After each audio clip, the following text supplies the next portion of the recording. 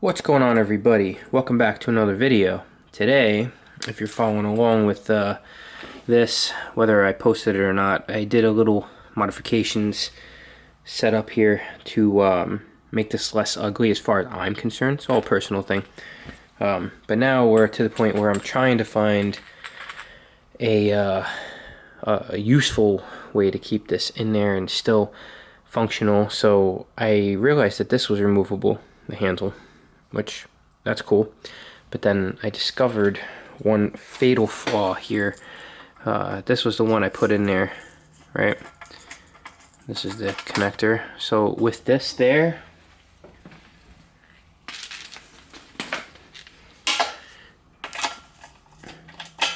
and this inside of there, it's just too tall for me to be able to keep this at all times in the cabinet. The plan is going to be drilling a hole back there because there's a socket back there. So what I could technically do is whenever I need this, I could just hit this switch, turn this on, it'll fill up, and I'll be able to use it. I'll just undo the hose and not have to roll it anywhere because I got this is a 25-foot small hose, but I got a much larger one over there somewhere that's 50 feet. 50 feet is way more than enough for what I would ever need inside of this garage area. So, you know, blowing out pads or cracks and crevices or air compressor tools and accessories, even like a pneumatic polisher or something down the line, I would be able to have that easily with no problems. So I was talking to one of my buddies and he helped me come up with this, which, you know, makes sense. I should have thought of it, didn't think of it, but this is what we came up with. So we're gonna attach this, put some thread locker stuff on there, and essentially what we're gonna do is, hopefully, if this doesn't come into contact with this, is this gonna come into contact with that? It's gonna be very close. No, it is gonna come into contact with that. That's gonna be a bitch. Didn't even think to check that.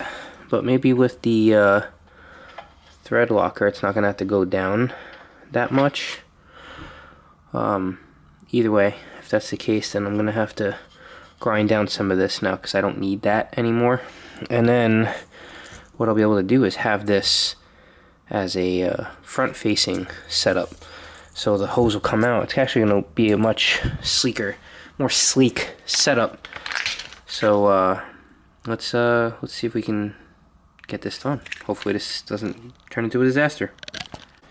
So that thread locker definitely helped a lot because I'm putting almost all my force into it.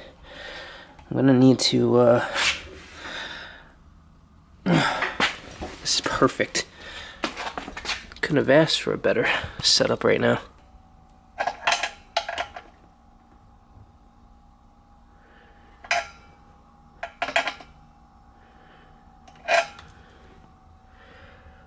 Can't ask for much more than that. It's very snug, awesome. So, yeah, let's put this on there now. Look at that. Way better, I think. Super secure.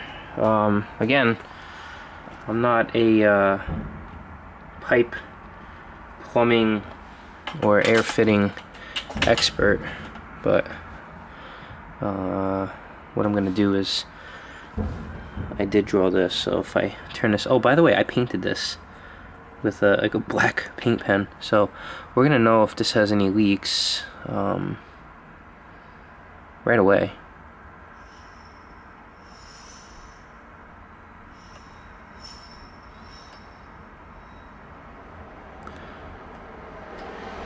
Usually I don't go past 90 psi. Yeah, so there's not that much psi in the tank right now.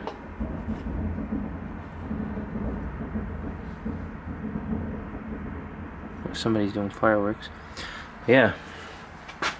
So theoretically, this should slide into there. So let's test that out now. While there's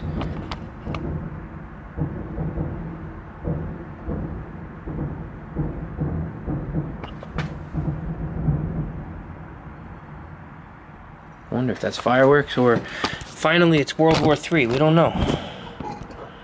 Anything's possible. Let's go to Brandon. So here we go. Now mind you, this is not going to be hooked up and there won't be any pressure in the tank while it's in there. It's just going to be for right now. So we're going to take our tool, plug it in.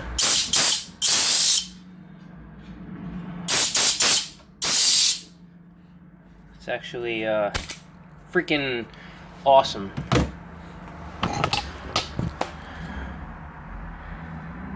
It's way cooler than I thought it was gonna end up. Way cooler, way cooler. And yeah, what you do is when you're done using it, you can end up, you know, draining the tank through the bottom or whatever. I usually just do the bottom. Make sure that there's no condensation buildup. And alright, well that's the end of that project. I'm gonna just show you what I ended up doing. This is all a massive work in progress here.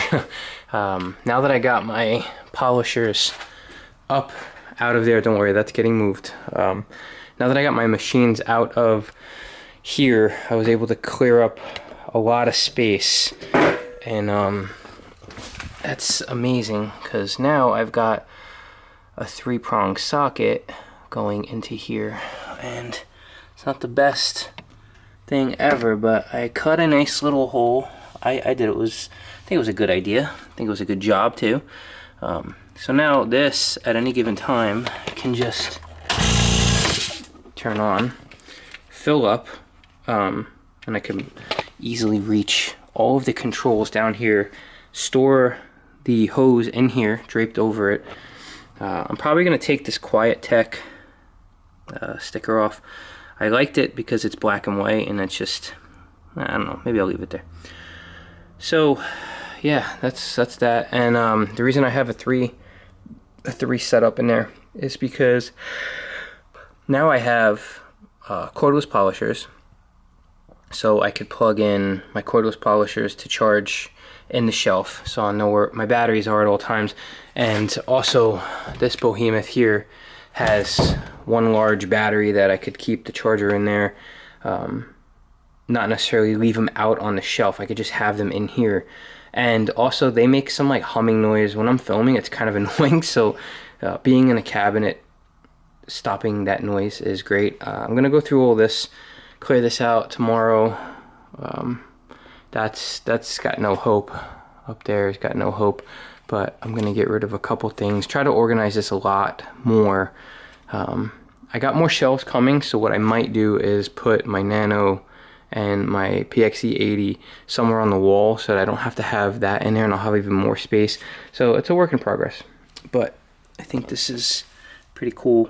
I got electricity, and yeah, I'm pretty happy with it. Everything's pretty nice. So yeah, that's all I have for you today. I appreciate you stopping by. If you're new to the channel, please consider subscribing. If you're an OCD OG, I appreciate it. Thank you very much. Thank you very, very, very, very much. So thank you so much for watching. I hope everybody's staying happy, healthy, and humble. I'll see you guys on the next one.